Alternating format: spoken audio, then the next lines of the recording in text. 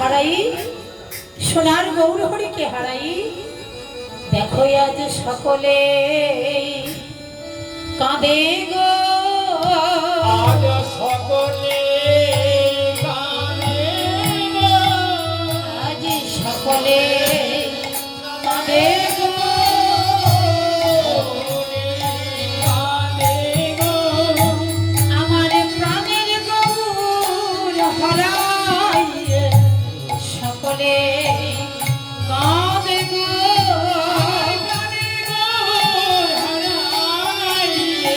বলে হা গৌর প্রাণ গৌর বলে,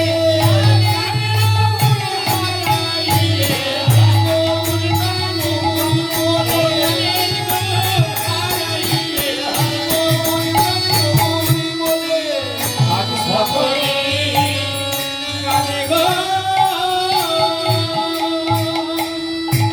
সমস্ত নদাবাসী প্রাণের গৌর সুন্দরকে হারাই হা গৌর প্রাণ গৌর বলে কাঁদছে বাবা। এই যে আজ সমস্ত নদাবাসী হা গৌর প্রাণ গৌর বলে কাঁদছে, তার মধ্যে আমার গৌর সুন্দরকে হারাইয়ে প্রথমেই কাঁদলেন কি? ভাবাবিষ্ট পদকর্তায় ভাব দর্শন করছেন আর বর্ণনা করছেন। কি বলছেন? আমার গৌর সুন্দরকে হারাইয়ে কেমন ভাবে কাঁদছে দেখুন। দেখো আজ কাঁদিছে না হরিদাস, আজ কাঁদিছে না হরিদাস, কাঁদিছে না হরিদাস, কাঁদিছে না হরিদাস, আজ কাঁদিছে না হরিদাস। কাঁধে দুয়াখি মোহ দিয়া, আজ কাঁদিছে না হরিদাস। দোয়াখি মদিয়া মদিয়া, দাস কাঁদে রে, হরিদাসে কাঁদে রে, হরিদাস কাঁদে রে, হরিদাস কাঁদে রে। দুটি আখি মুদিয়া হরিদাস কাঁদে রে, মদিয়া হা গৌর প্রাণে গৌর বলে,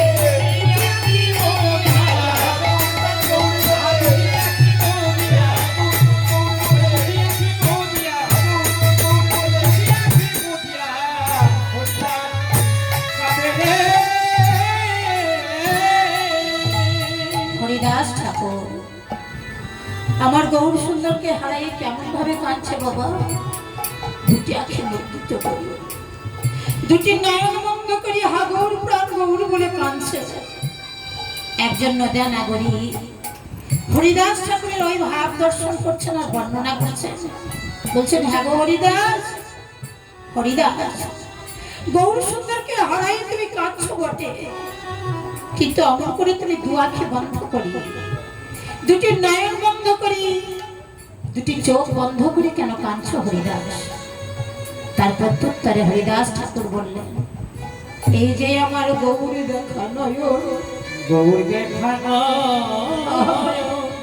যে নয়ন দিয়ে আমি গৌর বদন দর্শন করতাম, গৌর বদন দর্শন করিতাম, যেদিকে চাইতাম আমি আমার গৌর হরিকে দেখতে পেতাম, আমি আমার গৌর হরিকে দেখতে পেতাম। আজ গৌর হরি আমাদের নদিয়া ছেড়ে চলে গেছেন বাবা।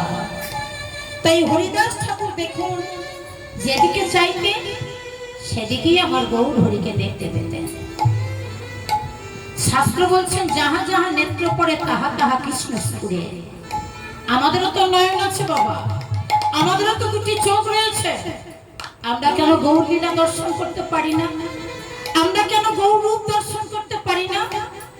প্রত্যুত্তরে শাস্ত্র বললেন, অদ্যাবধি সেই লীলা করে গোড়ারাই, করে গোড়ারায় কোন কোন ভাগ্যবানে তাহা দেখিবারে পায়। দিবারে পায়। আজ গৌর হরি আমার নবদ্বীপ ধামে ঠিক সেইভাবে লীলা করে চলেছেন। কিন্তু এই লীলা কি সবাই দেখতে পায়? সবাই দেখতে পায় সে কথাও বললেন না। কোনো ভাগ্যবান দেখতে পায় তাও বললেন না। বিশেষণের বিশেষণ দিয়ে বললেন কোন কোন ভাগ্যবান। তাহলে কে দেখতে পায়? যদি কোনো ভাগ্যবান কিংবা ভাগ্যবতী সদ্গুরু আশ্রয় করে জ্ঞান নয়নকে ফেলতে পারে বাবা, তবে সেই তো লীলা দর্শন করে।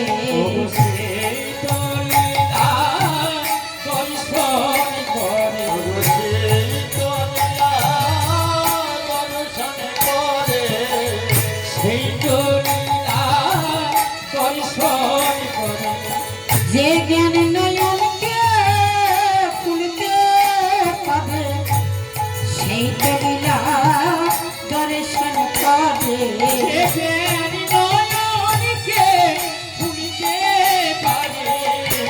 সাধু গুরু বৈষ্ণবের কৃপায়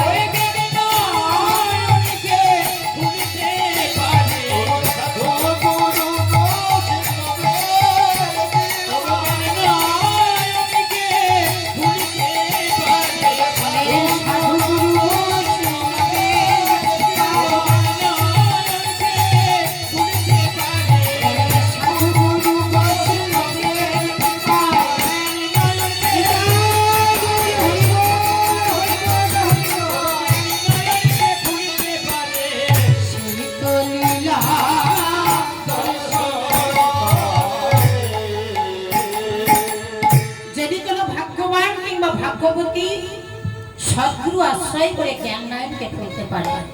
দেখুন, আমাদের দ্বারে অনেকেই আসে গুরু সেজে আমাদের কর্ণে বীজ রোপণ করে দেয়, কিন্তু এই বীজ অঙ্কুরিত হয়েছে কিনা সে দেখার দায়িত্ব কিন্তু আমাদের মতো কলিহত জীবের দ্বারে যে গুরু আছে তাদের থাকে না।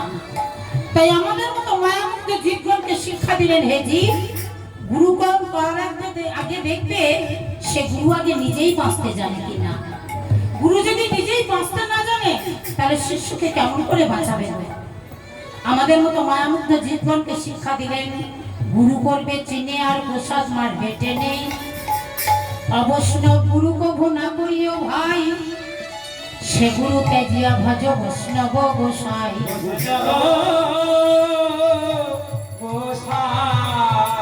তোমরা কেউ অবৈষ্ণব গুরু করো না গো। কেমন গুরু করবে জানো? বলে বাঁচা গুরুর সন্ধান করো,